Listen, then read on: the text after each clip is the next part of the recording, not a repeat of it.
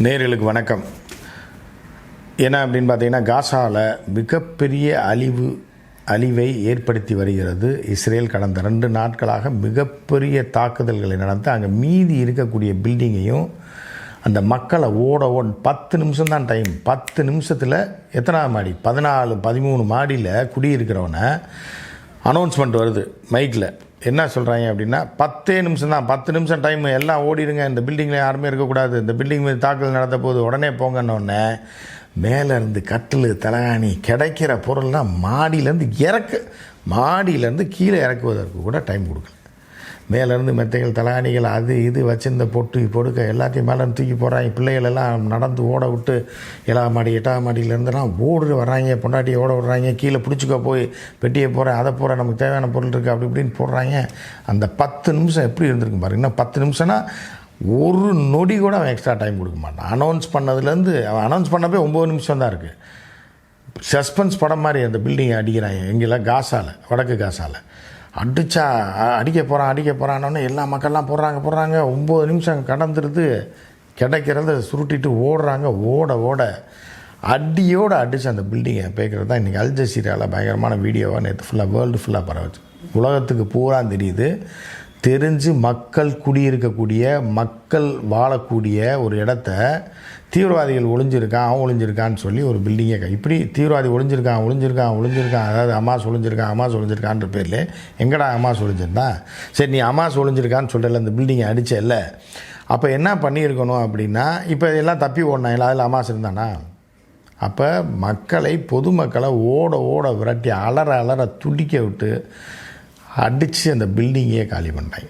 இது ஒரு பரபரப்பான, அப்படி மண் புழுதி பறக்குது, தலகாணியோடு ஓடுறாங்க, கழுத வண்டியில் ஓடுறாங்க.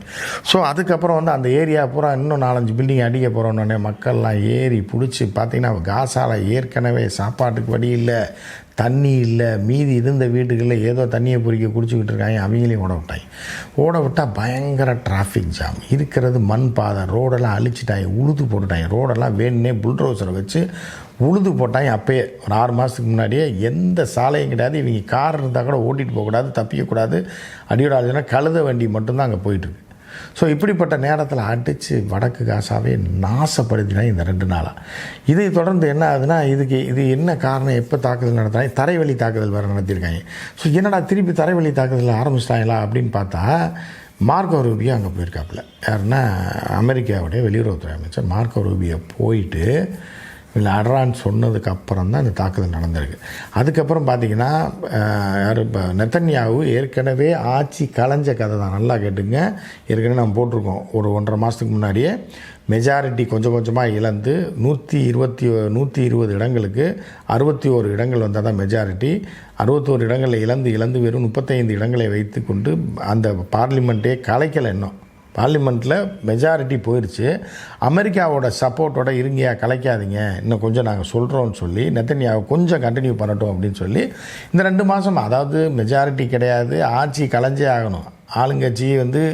ஆளுங்கட்சி உடஞ்சி சதறி போச்சு. இது 7 கட்சி கூட்டணியில் தான் நெத்தன்யாவு ஆட்சியில் இருக்கான்.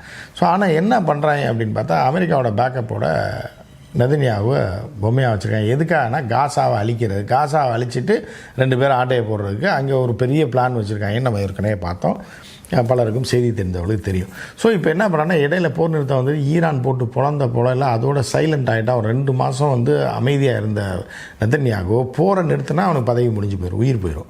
ஸோ அதனால் மீண்டும் இந்த போரை நடத்தி ஆகணும், இல்லைன்னா நம்ம ஆட்சியும் கலைச்சிட்டாங்க, நம்மளை ஒழிச்சு கட்டிடுவாங்கன்னு சொல்லிட்டு மீண்டும் போரை துவங்குறான். துவங்கினா யாருன்னா, கரெக்டாக மார்க்கோ ரூபியோ போய் எல்லாம் இப்போ கீயை போட்டு வந்துட்டாங்க. அதுக்கு அடுத்த நாள்லேருந்து பெரிய தாக்குதல், நள்ளிரவு தாக்குதல், பல கட்டிடங்களை இடித்து சேரடிச்சிட்டான்.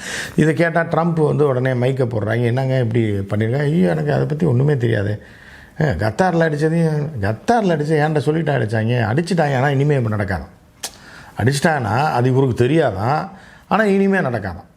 எப்படி அவங்களும் மானம் கட்டவங்கன்ற கத்தார் என்ன பண்ணுறான்னா, பூரா கூட்டம் போடுறாங்க. நாட்டோ மாதிரி படையமைக்கிறான்னு. சவுதி வரான், சிரியா வரான், இப்போ ஈரான், ஈராக்கு, இப்போ ஓமனு, ஏமன் எல்லாமே வர்றாங்க. கூட்டம் போட்டு என்ன பிரயோஜனம்? அதை தான் இப்போ மலேசியா பிரதமர் ஒரே வாரத்தில் சொல்லிட்டாரு, நீ கூட்டம் போடுறதுனாலே அறிக்கை விடுறதுனாலே ஏவுகணை தாக்குதலை அவன் நிறுத்த போகிறதில்ல, சும்மா வெட்டி வேலை பார்க்காதீங்கன்னு அவர் வந்துட்டார்.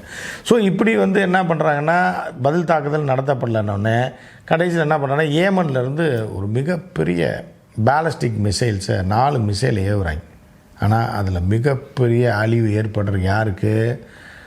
இஸ்ரேலுக்கு. அதை பற்றி இப்போது வரைக்கும் எந்த செய்தியிலையும் வரவில்லை, யாரும் அதை பற்றி சொல்லவும் இல்லை. ஏன்னா இஸ்ரேலுக்குள்ளே நடக்கிற விஷயங்கள் வெளியிலே வராது. அந்த நாட்டு பத்திரிகைகளும் தேசபக்தின்ற பேரில் தங்களுக்கு தாக்குதல் நடந்து அழிவுகளை அரசாங்கம் போட சொன்னால் மட்டும்தான் இந்த அழிவு வந்திருக்கு, இதை வந்திருக்கு, அடி வாங்கியிருக்கோன்றெல்லாம் போடுவாங்க, இல்லைன்னா போடவே மாட்டாங்க. ஸோ அதனால் இந்த உலகத்திற்கு அது எவ்வளோ பெரிய தாக்குதல், எத்தனை பேர் இறந்துருக்காங்கன்னு மக்களெல்லாம் அதாவது பயந்து போய் இங்கே இஸ்ரேல் மக்கள்லாம் பயந்து போய், ஏன்னா ஒரு 3 நாளைக்கு முன்னாடி தான் மிகப்பெரிய போராட்டம் நடந்தது. போராட்டம் நடத்தினா ஒன்றும் பிரயோஜனம் கிடையாது, ஏன்னா பாதி பேர் அந்த கொள்கைக்கு ஆதரவானவங்க தான். ஸோ அப்படி பெரிய போராட்டம் நடந்தது. கிட்டத்தட்ட 1 லட்சம் பேர் கூடினாங்க ஒரு 4-5 நாளைக்கு முன்னாடி. என்ன நெத்தன்யாகு வெளியேறு அப்படின்னு. என்னத்தை வெளியேறது? அங்கே ஆட்சியும் கலைஞ்சி போச்சு, இன்னும் நெத்தன்யாகு தான் இருக்கான், என்ன பண்ணிடுவீங்க நீங்கள் அப்படின்ற மாதிரி. அமெரிக்கா சப்போர்ட் வேறு, பேக்கப் வேறு.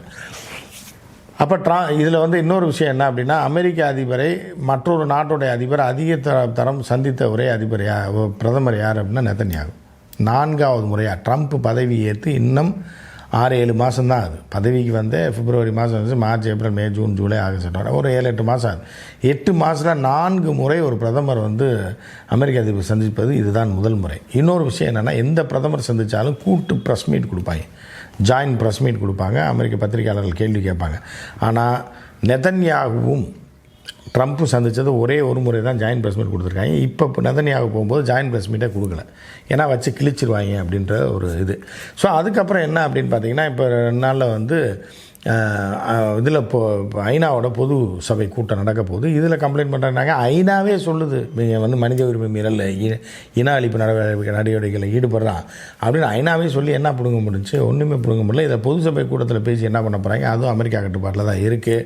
எனவே பார்த்தீங்க அப்படின்னா மீண்டும் தாக்குதலை தொடர்ந்து நிறையா பேரை கொண்டு விட்டாங்க. கிட்டத்தட்ட ஒரு 1000 சில்லற பேர் இந்த 2 நாட்களில் காசாவில் செத்துருக்காங்க. அங்கேருந்து திருப்பி கழுத வண்டியை பிடிச்சி அதை இதையும் பிடிச்சி அவர்கள் வெளியேறி கொண்டிருக்கிறார்கள். அதுக்கு ஒரு இடத்த தான் ஓப்பன் பண்ணி விட்டுருக்கான் வடக்க. அது எங்கே அப்படின்னா அல் ரஷீத் கடற்கரை சாலை அப்படின்னு, கடற்கரைக்கு போகக்கூடிய அல் ரஷீத் ரோடு அப்படின்னு அந்த ரோடை மட்டும் தான் ஓப்பன் பண்ணியிருக்கான். வேறு எந்த பகுதியிலும் நீங்கள் தப்பிச்சு போயிட முடியாது.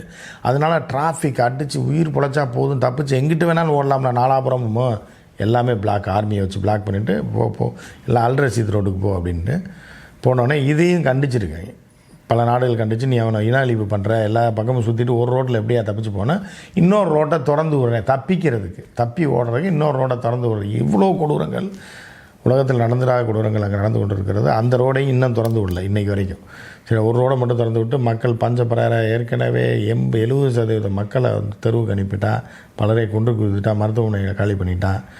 இப்போது தொடர்ந்து இந்த தாக்குதல் நடந்து கொண்டிருக்கு. இது எப்போ நிற்க போகுது? இதுக்கு யார் சப்போர்ட் பண்ணால்? ஒன்லி ஈரான் மட்டும்தான் ஒரு ஆண் தன்மையோடு தாக்குதல் நடத்தி கொண்டிருக்கிறது. பதில் தாக்குதலே ஏமனில் வச்சு ஹவுதீஸ் மூலமாக இப்போ 4 பேலஸ்டிக் மிசைல் அடிச்சிருக்காங்க.